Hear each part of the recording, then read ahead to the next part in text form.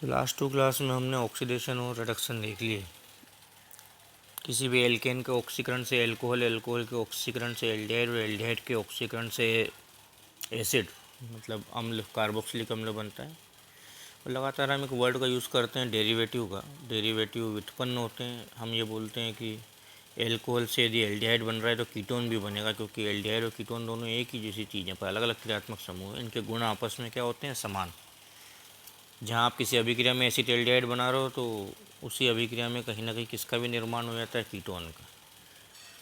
वैसे ही एल्कोहल और ईथर भी आपस में क्या होते हैं? डेरिवेटिव होते हैं। इसलिए मैंने जो शीट बनाई है ये तुम्हें ये बताने के लिए बनाई है कि कौन कौन आपस में एक जैसे हैं ना। यदि किसी अभिक्रिया में यदि हम किसी एल्कोहल का अपचयन करते हैं तो वह एल्केन बनाता है, तो ईथर के अपचयन से भी एल्केन बनेगा। यदि एल्कोहल के ऑक्सीकरण से एल्डिहाइड बनता है तो ईथर के ऑक्सीकरण से भी किसका निर्माण होता है? एल्डिहाइड का ही निर्माण होता है। वैसे एसिड के भी 4 डेरिवेटिव होते हैं जो हमें रटे होने चाहिए। एसिटिक अम्ल से एक एसिड एमाइड, एमाइड क्रियात्मक समूह बनता है। एक ऑयल क्लोराइड एसिटाइल क्लोराइड के रूप में, एक एस्टर CO एस्टर के रूप में, इथाइल एसीटेट और एनहाइड्राइड COOCO। ये 4 फंक्शनल ग्रुप किसके डेरिवेटिव होते हैं? एसिटिक अम्ल के। सब किससे बन रहे हैं देखें हम? एसिटिक एसिड से। और जो बने हुए फंक्शनल ग्रुप हैं हमें डायरेक्टली मालूम होना चाहिए कि एक एसिड एमाइड होता है, एक एसिटाइल क्लोराइड है, एक इथाइल एसीटेट है और एक एसिटिक एनहाइड्राइड। इन्हीं चारों यौगिकों का, इन चारों कंपाउंड का हम लगातार ऑर्गेनिक केमिस्ट्री में यूज़ करते हैं। तो हमें ये क्लियर होना चाहिए कि कौन डेरिवेटिव्स हैं। यदि मैं बोल रहा हूँ एसिड डेरिवेटिव तो आपके दिमाग में कौन चारों घूमने चाहिए? एमाइड, ऑयल क्लोराइड, एस्टर और एनहाइड्राइड। यदि मैं एसिटिक एसिड का अपचयन करके एल्डिहाइड बना सकता हूँ तो इन चारों से भी मैं क्या बना सकता हूँ? एल्डिहाइड। ये रोल होता है डेरिवेटिव का। यदि मैं एल्डिहाइड के अपचयन से एल्कोहल बना सकता हूँ तो मैं कीटोन के भी अपचयन से क्या बना सकता हूँ? एल्कोहल। यदि मैं एल्कोहल के अपचयन से एल्केन बना सकता हूँ तो मैं ईथर के अपचयन से भी क्या बना सकता हूँ? एल्केन। तो हमें क्या सीखने को मिल रहा है कि हम यदि एसिड को ढंग से पढ़ लेते हैं, एल्डिहाइड को पढ़ लेते हैं और एल्कोहल को, तो हम अपने आप ईथर को सीख जाएंगे, कीटोन को सीख जाएंगे, एमाइड को सीख जाएंगे, ऑयल क्लोराइड को सीख जाएंगे, एस्टर और एनहाइड्राइड। इन सब की केमिस्ट्री किसके समान ही होगी? जो केमिस्ट्री इन 3 की है ना, 3 की केमिस्ट्री पढ़ रहे हैं तो हमें अपने आप छः नए क्रियात्मक समूहों की केमिस्ट्री मिल जाएगी। आज जो हम देख रहे हैं वो ग्रिग्नोल रिएजेंट है। ये भी कल की तरह रिडक्शन अभिक्रिया देता है। ग्रिग्नोल किसी से भी अभिक्रिया करता है तो वो उसका अपचयन कर देता है। पहली चीज़ हमें ये दिमाग में रखनी है।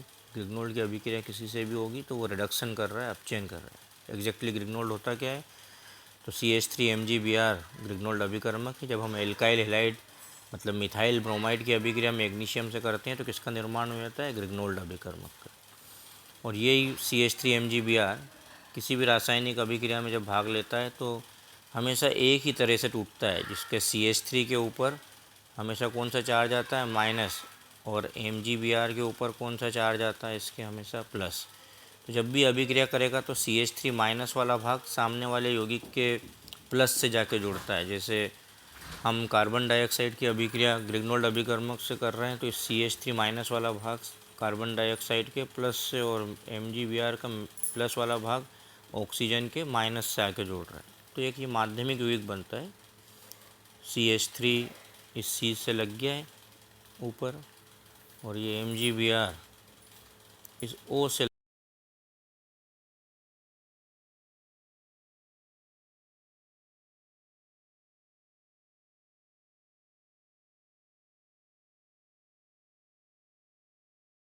लगा हुआ।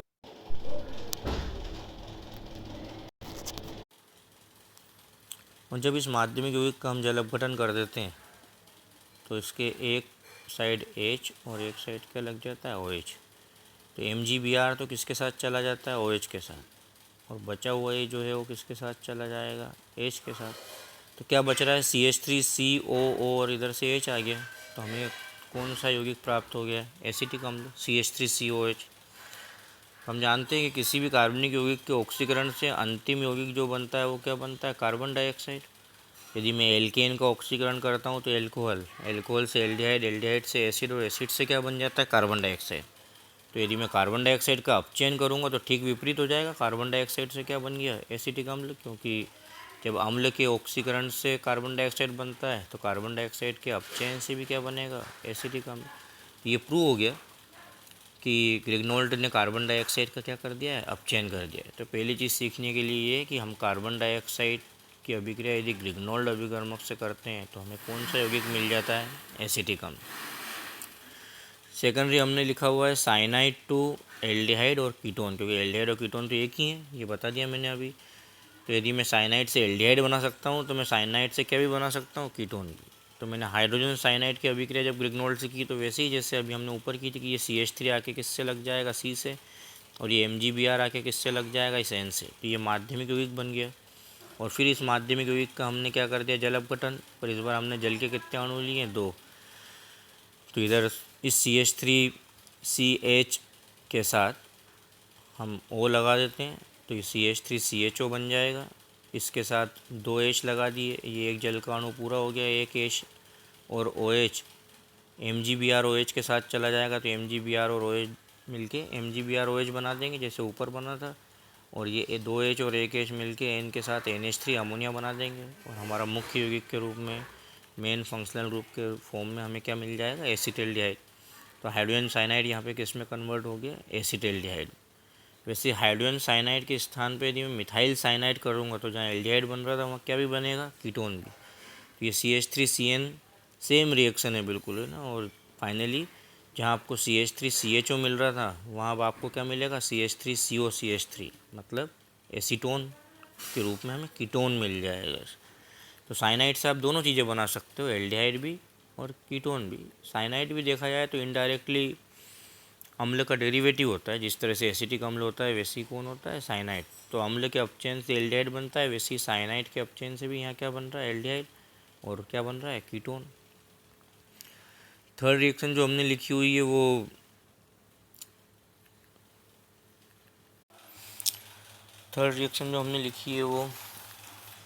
एल्कोहल से रिलेटेड है। इसमें हम एल्डिहाइड और कीटोन से किसका निर्माण कर रहे हैं, एल्कोहल। बहुत इंटरेस्टिंग रिएक्शन है। इसमें पहले एल्डिहाइड के रूप में हमने किसको लिया है, फॉर्मेल्डिहाइड को। यहाँ भी वैसे ही सेम जैसे पिछली अभिक्रिया हो रही थी, ये CH3 जाके किस पे लग जाएगा, C पे। और ये MgBr किस पे आके लग जाएगा, इस O के ऊपर। तो जब ये रिएक्शन होगी CH3 C पे लगेगा तो ये C के ऊपर क्या लग गया, CH3। और ये MgBr आके किससे लगा, इस O से। तो यहाँ पे O के बाद क्या लगा हुआ दिख रहा है हमें, MgBr। फिर हमने क्या कर दिया, जल अपघटन। जैसे हम जल अपघटन करते हैं तो इधर H और इधर क्या लग जाता है, OH। तो CH3 CH2 और इधर से O और H, मतलब CH3 CH2OH का मीनिंग क्या है, C2H5OH। क्या बन जाएगा, इथाइल एल्कोहल। इथाइल एल्कोहल एक प्राथमिक एल्कोहल होता है जो हमें किससे मिल रहा है, फॉर्मेल्डिहाइड से। यदि मैं इस फॉर्मेल्डिहाइड की जगह, इस H की जगह हमने क्या लगा दिया, अब CH3। सेम रिएक्शन है, सब कुछ सेम है, बस एक CH3 बड़ा हुआ दिखेगा हमें। तो CH3 जहाँ ऊपर 1 था वहाँ पे कितने CH3 दिखाई दे रहे हैं हमें, तो फाइनली जल अपघटन के बाद एक यौगिक मिलेगा हमें, वो ऐसा होगा। इसमें ब्रांच है और ये कौन सी अवस्था को दिखाता है, आइसो अवस्था को। तो इस एल्कोहल को हम क्या बोलते हैं, आइसोप्रोपाइल एल्कोहल। और ये कौन सी अवस्था को दिखाता है, एल्कोहल की द्वितीयक अवस्था को, सेकेंडरी एल्कोहल। वैसे हमने इस H को हटा के यहाँ से एक और CH3 कर दिया तो हमें क्या मिल रहा है, एसीटोन, CH3COCH3। सेम रिएक्शन होगी, ये CH3C से ये MgBr इस O से लगेगा, ये इंटरमीडिएट बन गया, माध्यमिक यौगिक। इस माध्यमिक यौगिक के बनने के बाद मैंने जल अपघटन कर दिया तो इस O के साथ H लग जाएगा और इस MgBr के साथ क्या लग जाएगा, OH। ये टूट जाएगा यहाँ से, CH3 3 CH3 वाला OH बनेगा। मतलब ये कैसा एल्कोहल है, तृतीयक एल्कोहल, टर्शरी। क्योंकि एल्कोहल से लगे हुए कार्बन से यहाँ पे कितने एल्काइल डेरिवेटिव लगे दिख रहे हैं हमें, 3। इधर कितने एल्काइल लगे हुए दिख रहे थे हमें, 2। तो ये कौन सा है, सेकेंडरी। इधर कितना एल्काइल रहता है, 1, क्योंकि C2H5OH CH3 CH2OH होता है ना। तो इस OH के साथ सीधा कितना कार्बन लगा रहता है, 1। तो इसको हम कौन सा एल्कोहल बोलते हैं, प्राथमिक एल्कोहल। और हम जानते भी हैं, हम ये जानते हैं कि किसी भी एल्डिहाइड के अपचयन से हमेशा क्या बनता है, एल्कोहल। किसी भी कीटोन के अपचयन से भी क्या बनता है, एल्कोहल। तो यहाँ प्रूव हो गया कि इस ग्रिग्नोल्ड अभिकर्मक ने इस एल्डिहाइड को यदि एल्कोहल में परिवर्तित किया है तो इसका क्या हुआ है, अपचयन हुआ है।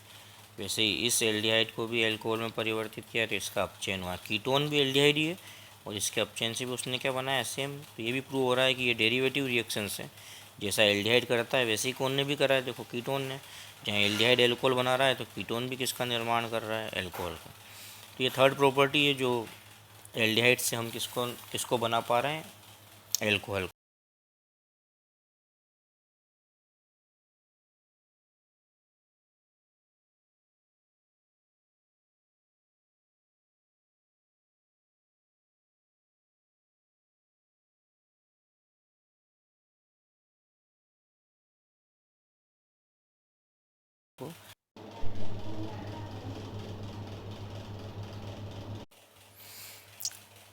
इसके अलावा हम ग्रिग्नोल्ड अभिकर्मक से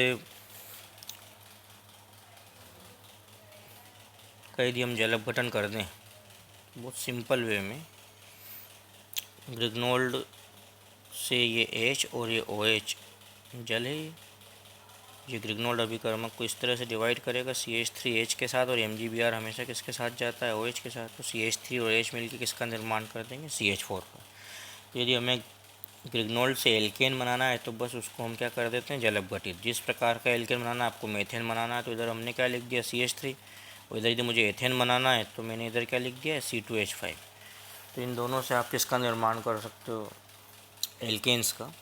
वैसे ही एक नई अभिक्रिया है क्लोरोसाइनोजन, एक यौगिक होता है ClCN। यदि इसकी अभिक्रिया मैं ग्रिग्नोल्ड से कर देता हूँ तो क्लोरोसाइनोजन का ये CN किसके साथ चला जाता है, CH3 के साथ, और किसका निर्माण कर देता है, CH3CN। हम किसका निर्माण भी कर सकते हैं ग्रिग्नोल्ड से, मिथाइल साइनाइड का। ये प्रतिस्थापन अभिक्रियाएं, अभी तक हम जो देख रहे थे इससे पहले रिएक्शंस वो सब न्यूक्लियोफिलिक योगात्मक थी, न्यूक्लियोफिलिक एडिशन।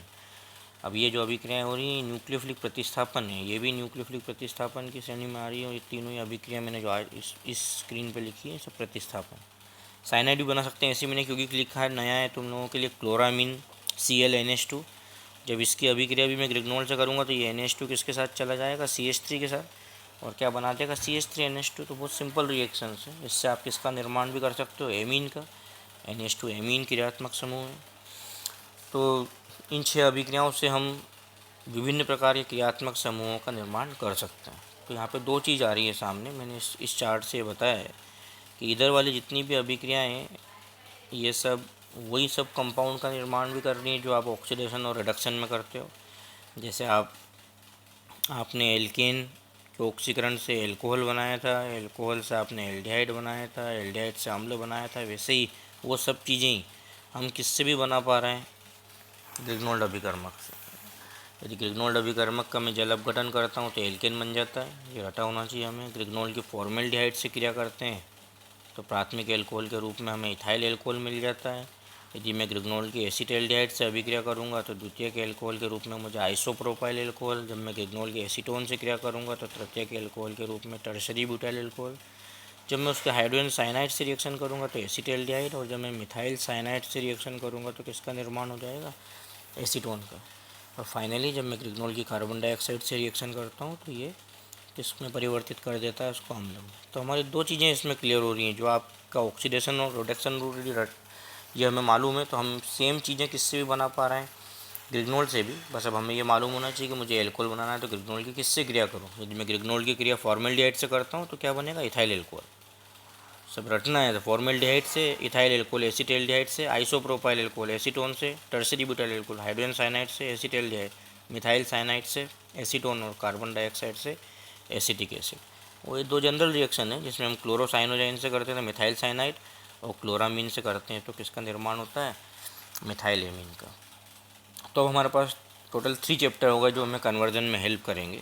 फर्स्ट हमने जो लिखा था वो ऑक्सीडेशन था, सेकंड जो हमने लिखा वो रिडक्शन था, आज हम जो लिख रहे हैं वो ग्रिग्नोल्ड रिएजेंट। कल अब हम कुछ कार्बनिक यौगिकों के जल अपघटन से क्या करेंगे, निर्माण करेंगे।